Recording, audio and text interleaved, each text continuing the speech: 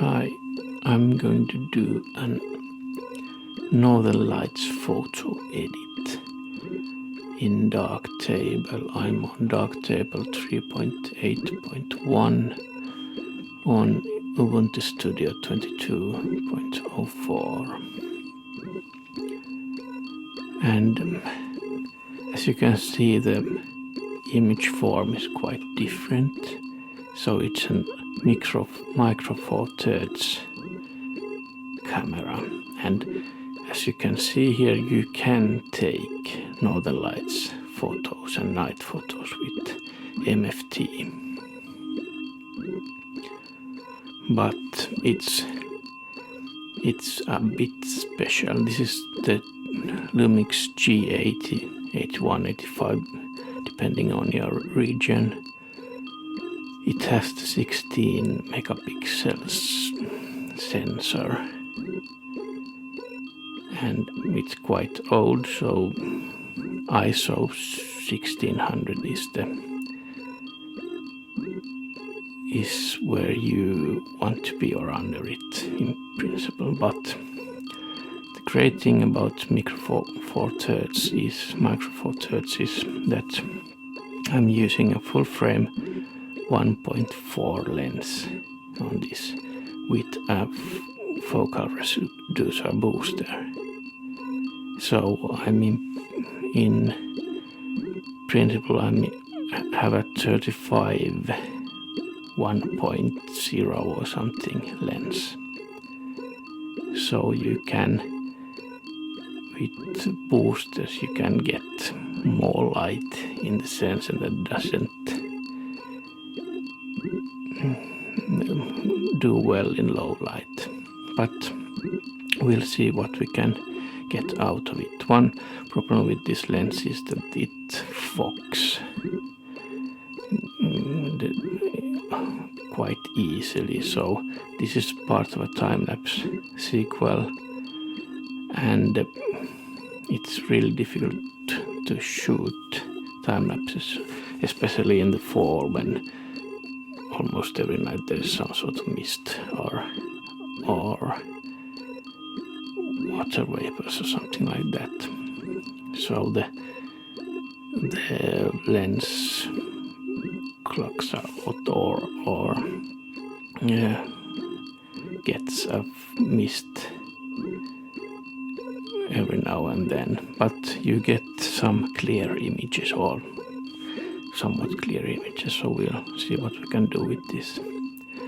So you can shoot night and Northern Lights, Aurora Borealis stuff with even older micro four thirds cameras if you have the lens and a focal reducer booster. So we'll start with, as in most of the cases, we start with the Highpass and softening, which are I almost every time begin with soften and Highpass. And this lens is quite sharp, but there's a nice softness in it also. It's a Samyang 24 T 1.5, so the 1.4, but in a video kine version. So we'll need some more sharpness and contrast. So I have these presets I most often use. I think that's good like that. I think we don't need the parametric masks here. And then I have some soften presets.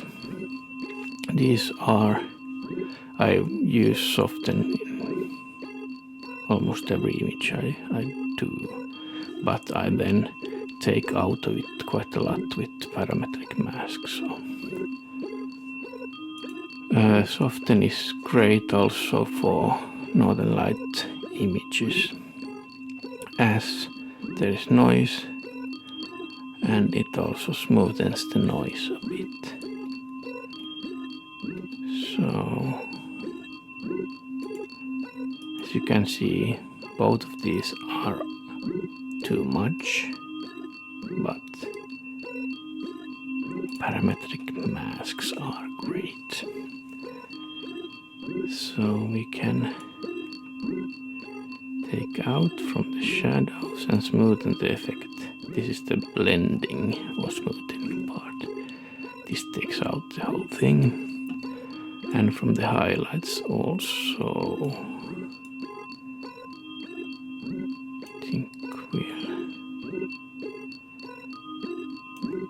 I think we'll have it like that, and then we'll take, with the shadows and highlights, we'll take down the highlights. We have to return to the soft and then I'll most often use local contrast, and we'll use this fine preset that does not do much, but it does a tiny bit. You can see I have a more effectful one here, but most often it's too much with the harder local contrast. Yeah, perhaps we'll do it with sharpening and other stuff, I think. And then there's the noise.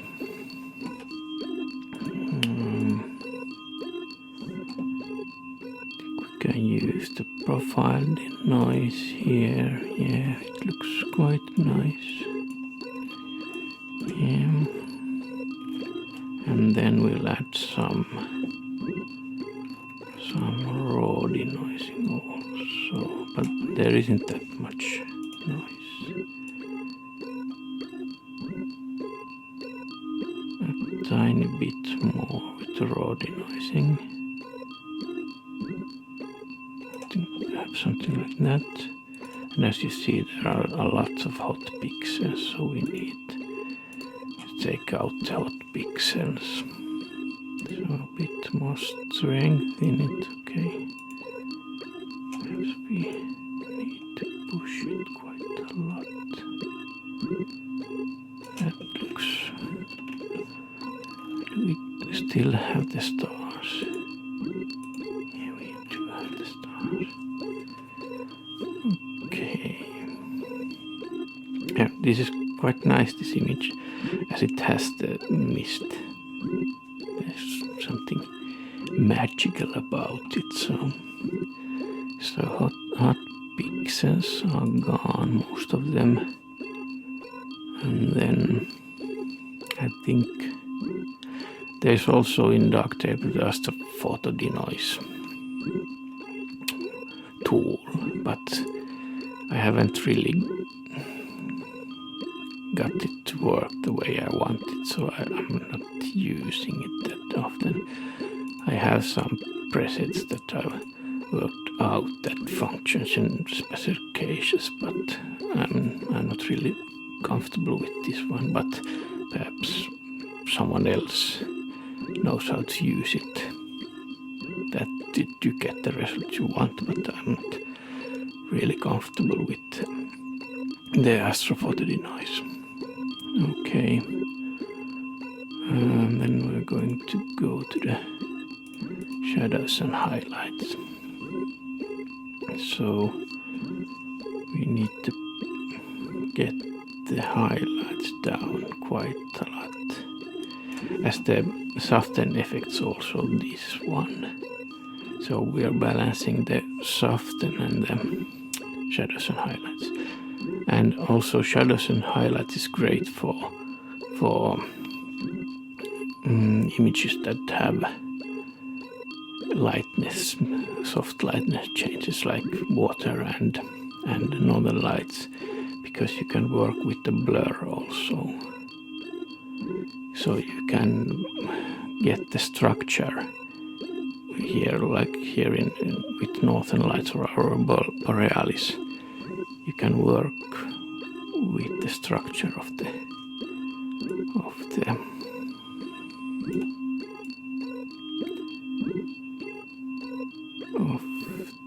image. I think perhaps we should, we'll do two shadows and highlights, one for the lower part and one for the sky. So we'll do first is this one, drawn mask, and I think we'll begin here. Make it a bit more oval around and make it that so that it affects. I think we'll have some more feathering in it, so it affects only the sky part. If you, I'll show you how you. But you can change the polarity here so it affects the other side of the mask. But this is the right side we want it to affect. And now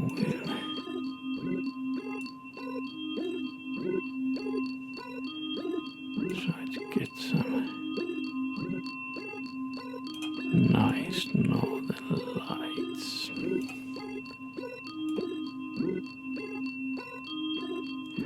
As you can see, if you're wondering about the colors, this is morning. I think it's perhaps it's 4 or 5 o'clock or something like that. So the sun is coming up.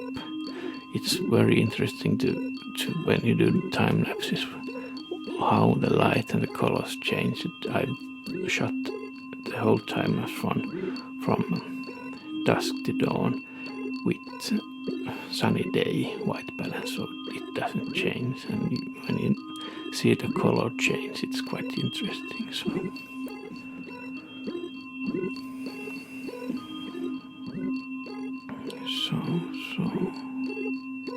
And this radius and compression is where you work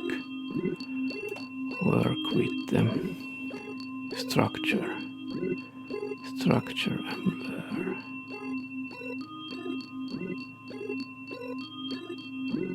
So we get it.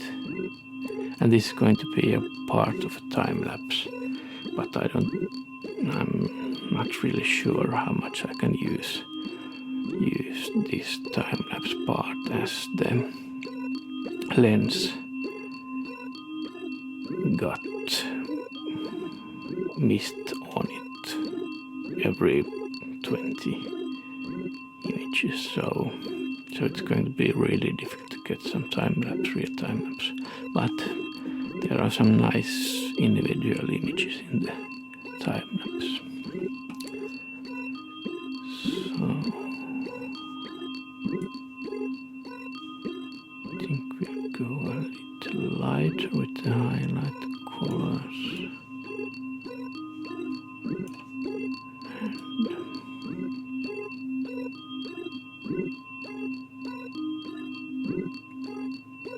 I think that looks quite nice. They aren't so sharp, these northern lights, as I said before. It's a micro four thirds camera, so the ISO was 1600 and the 0 point something aperture, but the exposure time was 15 seconds. So with a camera that could do higher ISOs, you could have had a slower shutter speed to get more of the nuances of the northern lights, but this is quite nice. And I worked on 2 cameras at the same time, so it's really difficult to change the settings. In the other camera I stood and changed the settings, the exposure time, depending on how prominent or how much light the northern lights had. So I left this camera by itself a lot, but I had to clean the lens all the time in it. So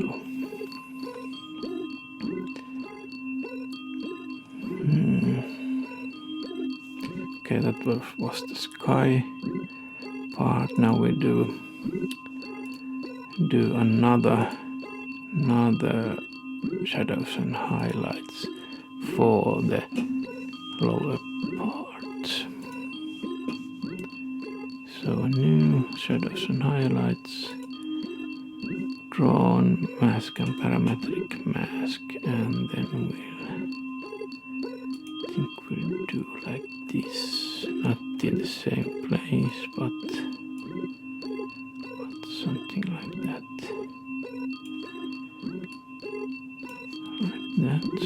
And see, it's affecting the upper part, so we must change the polarity of the mask like this. Now it's affecting the lower part. I think, can we push the shadows? There are a lot of noise. Still quite a lot of hot pixels in there, but I think we want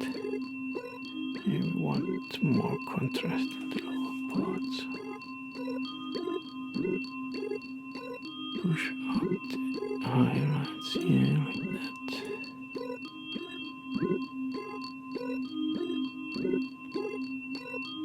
I think we can move it a bit more up and feather it a bit more.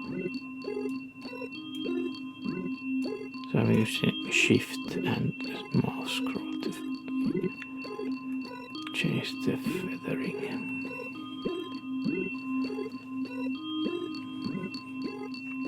Part of it.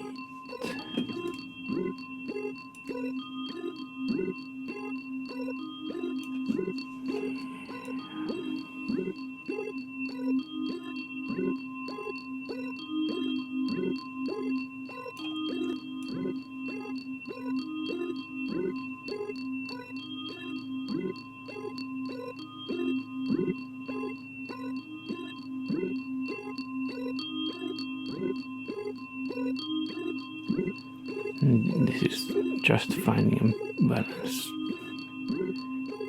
Listen to your feelings when editing photos. If it feels right, don't look at the photo with mechanical, technical eyes. Try to feel what the photo does. That's humans are in point universal, so your knowledge and skills are different, but your base feelings should be about the same. So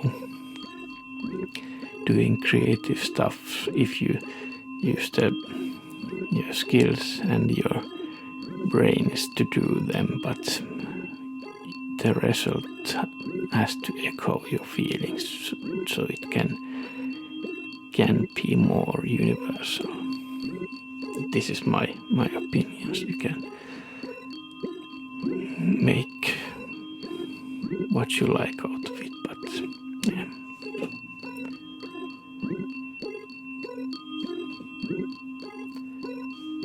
Okay, I think it looks quite nice. I'm not really happy with the upper part, but there's still things to do. We'll do some sharpening.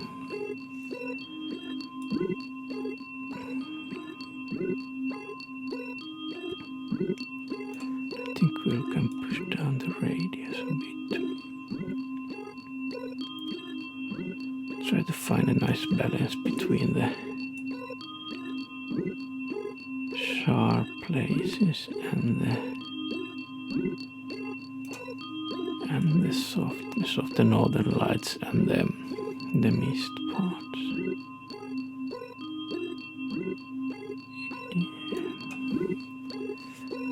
It looks somewhat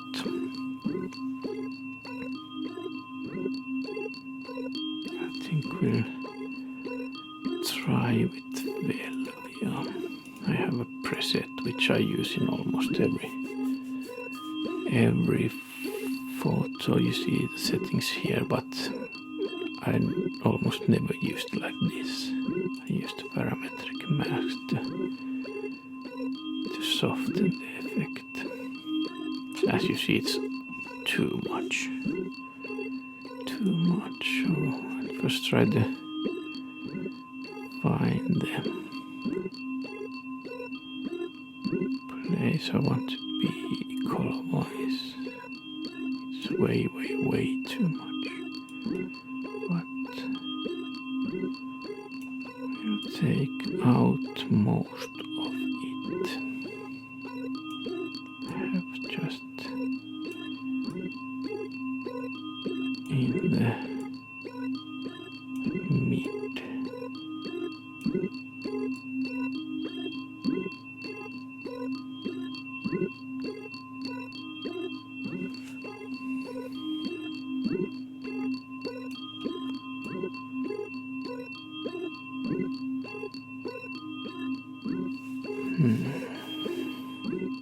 I'm not really liking the effect Velvia gives.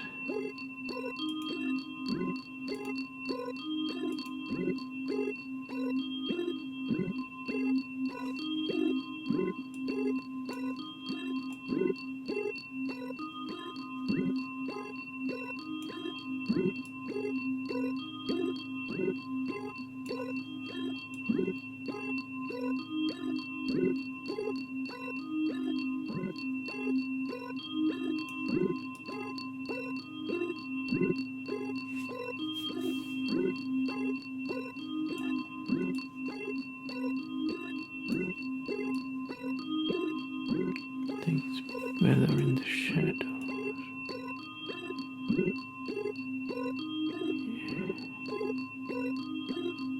Not in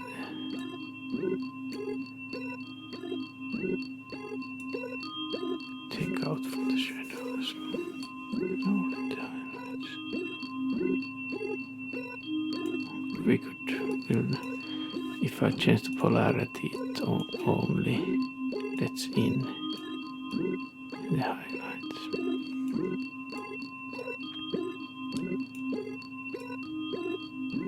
And that's looking a bit better this way. I think we can push the contrast a bit with the Highpass.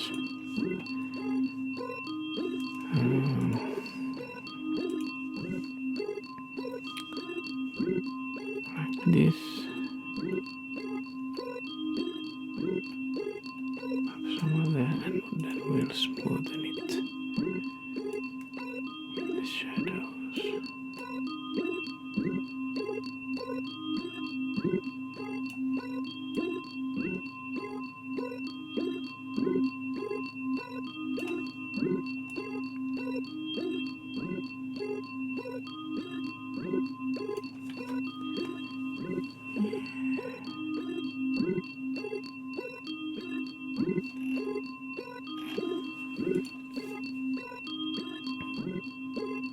I think we can do something with the colors still.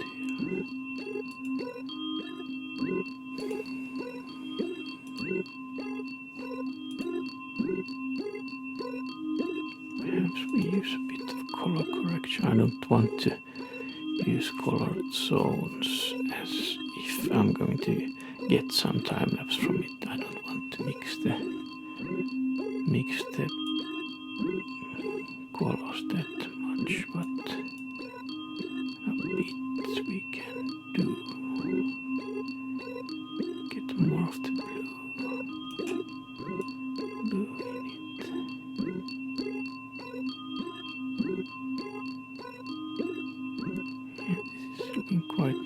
with the magenta and green contrast.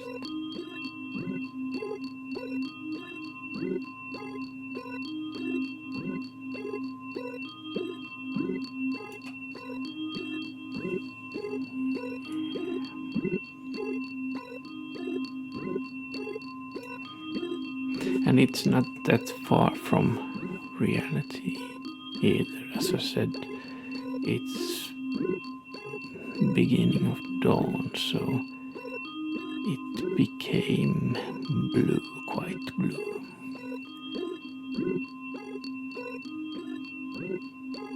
The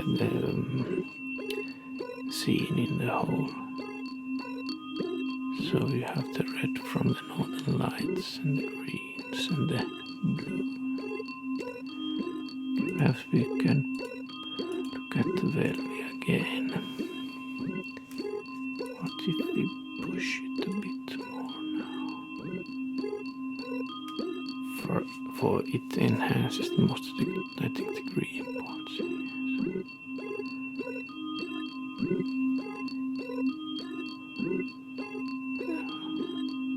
That doesn't help. It was quite nice and southern.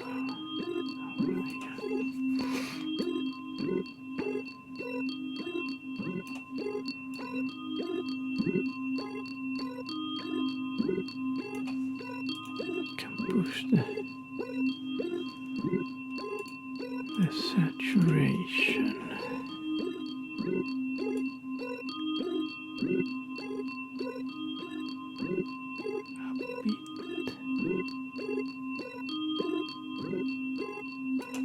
Perhaps the contrast tiny bit. Contrast down. Yeah. Now it looks quite nice. Now I've talked about the feeling, and now you get a special feeling from this image with the mist and the northern. I think that's a pretty nice image from a older Micro Four Thirds camera with a 16 megapixel sensor. So thanks, this was a Northern Lights photo edit. I hope you learned something, and at least I hope I made you a bit more curious about Darktable and trying things in Darktable. Thanks.